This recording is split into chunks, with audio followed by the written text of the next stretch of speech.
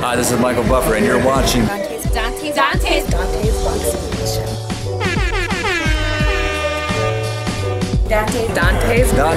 Boxing Nation.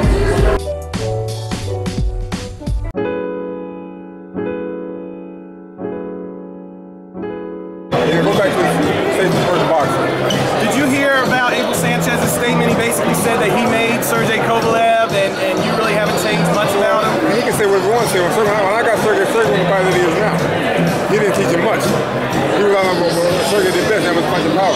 Sergey now is a better boxer. He proved that in the Hopkins fight. He's more patient. He goes to the body a lot more. He ain't for the head so much. Abel can say what he wants and try to take the credit. But he can't discredit what I've done. Is that kind of what you see being important in this fight? Having patience, dealing with a technical boxer like Ward? Patience to a degree, but you can't have too much patience. You fall right under his trap. So there's a little thing called patience, but not too much. You have to make Andre work. Make him fight harder than he wants to fight. Sometimes faster than he wants to fight. And if he can stay in the pocket and wants to prove he's a better fighter, we're all for that. If he does end up hurting Dre, is he gonna jump on him, or is he gonna be patient about closing the show? Well, that depends on how hurt Andre is. I think Sergey has a good read on how hard he's going to be. But if he sees that Andre is hurt, well, when he smells the blood, he's going for the kill. Do you ever have any concerns with him possibly punching himself out in a situation like that? No, because I think he's going to be very selective. We've worked on certain things, he's going to be very selective on certain shots and not go crazy. If you get him hurt, take your time and send your shots a little bit. Don't just start playing away. Plant your shots and make them all count. Hey Jackson, do you really believe that when you said that Andre Ward, all he does is survive and hold? And if that is the case, you believe it should be Kovalev's easiest fight or his most difficult fight? Well, no, I said that. Sometimes I get fighters' heads a little bit, but when you watch Andre, he's way more effective than that. He's a very smart fighter, very intelligent. He sets traps for you. In order for you to defuse those traps, you have to be a very smart, intelligent fighter yourself. Most guys can't. They get behind the 8 ball. When I say that, that means they lose 4, 5, 6 rounds on Andre. Now they're going to desperate to try to hit him with something to get him out there. And I'm just too smart of a fighter. So I say certain things, but in my heart of hearts, I know how good Andre is. Very good fighter, very intelligent. He would be undefeated if he wasn't. He came out his division, now he's moving up. One thing I will say now, he can't be the bully at 78, 75. At 68, he came as an amateur at 178. So he's a big guy every time he fought these guys. But now this fight here, he's a smaller guy. Is the winner of this fight the undisputed, undeniable pound-for-pound best fighter in the world, in your opinion? Whomever wins the fight, I would give them that. I would definitely give them that. They deserve that. Why not? Whoever wins it, they get that.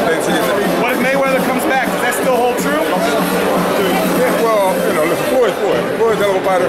I'm not going to try to, dog Floyd out. I hope he doesn't come back. And what about if Kovalev wins?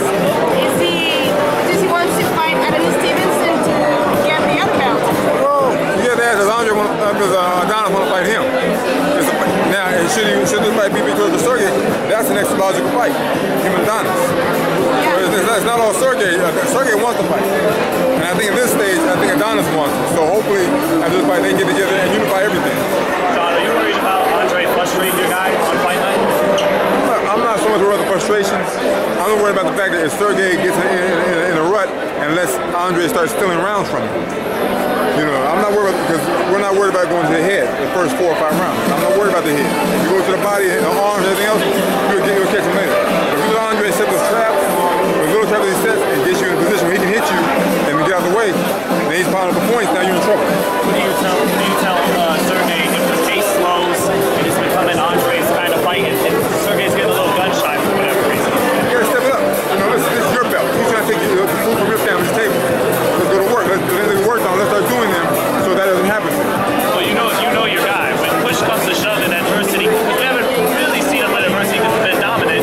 What do you think Sergey responds with if that happens? He's going to do his best. He's going to try to systematically break Andre down. He's not going to worry about that right away. He's got 12 rounds. If it was the 10th round, he was like, I said, well, you got trouble. But with the 3rd round, no, let's stick to the plan. It's going to work for you, Because on the flip side, what if Andre gets caught with a great shot in the beginning, he's all jacked up, what's he going to do? He's been hurt. But when I looked at the tape, the shot he got hurt with Boom was the shot that he didn't see coming. That's why he got hurt. And he really hit drop twice. So you got to give Andre kudos for that. He's proven, but now his chin puts down what Sergey's going to hit him with. So it's the flip side of that. What can Andre do once he gets hurt, seriously hurt? What about Sergey's left-hander? Bernard said Andre's got to watch out for the right hand, but let's say Ward does something to take it away. Can he beat him with the left as well? Hurt him with the left? Yeah, well, that's what we worked on. Worked on two-handed attack. You can't just go in with one hand against Andre. You won't go for it. So definitely we have a two-handed attack, and if he doesn't look up for the left, the hook or jab or whatever's coming at him, he's in trouble. Hey John, do you think Andre's past his prime? You think that he, the last four or 5 years of inactivity and moving up to a fight of this magnitude, trying to swing things in your favor? You talked about that before. Yeah, I think he's past the plateau where he was here on top the last 5 years. He's on a downward slide, but it's not in deep decline, but it's going there. Because if you watch how he was 5 years ago, he was really smooth, he was really fluent, and had that same movement now. So he's starting to climb, but not as bad, not where it's really visible to a lot of the naked eye. But he's at a point now where he can't be caught. He can't be caught. If he gets caught by this guy, it's lights out. He brought in Shieldstone. He did a couple different things different for this training camp. You think that means that he's going to try to use a little bit more movement than he has in this past couple of fights? Well, he might be a little more movement. It might be a little more stamina. But listen, Mickey, I mean, he's not a boxer. He never was. He's worked with good fighters. But in the end, it's what the fighter has inside him that's going to make him win. And Andre's a very good fighter. I can't take anything away from him. But this fight here is a little bit more dangerous for him because the power that Sergey possesses, can he withstand it? You don't expect him to grapple a lot and do a lot of the clinching techniques? We're prepared for that. We worked on that definitely because that will listen. Once he gets hit with a good shot, every fighter, I don't care how good you are, and what kind of plan you have. Once you get hit by a really good shot, that changes your whole perception of the fight. Now you go back to what you did best. You have to. That's your survival instincts take over. John, what do you think of Andre saying, I think during the HBO piece that, or not during the HBO piece, but his media day, that he's showing his hand by talking? I can show my hand to a degree. It doesn't matter. When you get hit, what are you going to do? See, I'm just talking. When you get hit by this guy, what are you going to do? It doesn't matter what I do. It's what you do in the ring that dictates win or loss for you. And he's been hit by a couple of good shots. Been hit by this guy. If you ask anybody that spots Sergey, can he hit? Well, they're going to tell you, they'll probably turn that mic off, they'll tell you what's really going on. This guy can punch. We'll see what he can take once he gets hit by the power of Sergey Kovalev'S. On the media day, Sergey, he didn't show a lot. Was that on purpose to not show your hand, like to not show what Andre was? You mean as far as the boxing part? Yeah. We never do that. For what? Listen, media is so on hands these days. If you get a film, you can see. I never do my guys. I'm not gonna play my hand and show you what I'm doing. I might talk some trash. I'm not gonna show you what's going on. You'll find that out from fighting. Hey Jackson, how did the Kovalev relationship even come about? Like, how did you guys meet and all that? Well, one day I got a call from his manager, Agus, and he said, I'm sending you a fighter. The difficult part about that was when we got together, there was no one for he and I to speak to each other. I didn't speak Russian, he spoke no English.